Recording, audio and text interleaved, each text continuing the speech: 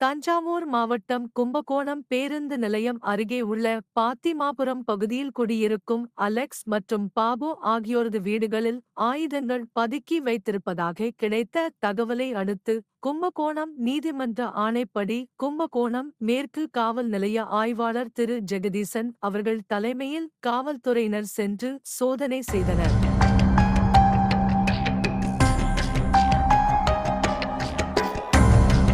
மேலும் மேற்கு காவல் நிலைய பகுதியில் நடைபெற்ற கொலை முயற்சி வழக்கில் தேடப்படும் குற்றவாளிகளான கெயின் ஆண்டனி, அர்னால்டு ஆண்டனி, பாலுசாமி, அருண்குமார் என்கிற அஜய் ஆகியோர் அலெக்ஸ் என்பவர் வீட்டில் பதுங்கி இருந்தனர்.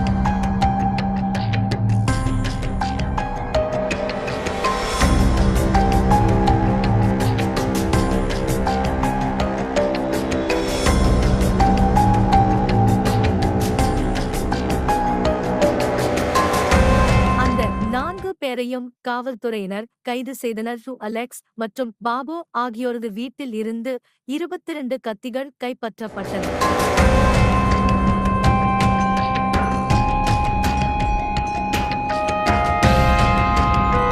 மேற்படி அலெக்ஸ் என்பவர் மேற்கு காவல் நிலைய ரவுடி பட்டியலில் உள்ளார்.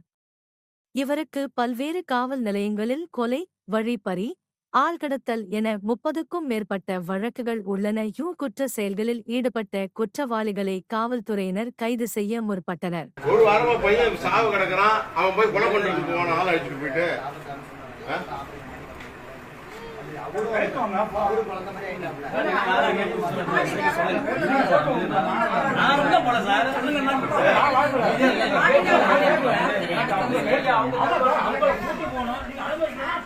நீங்க தான் சார் எழுதி கேட்டீங்க.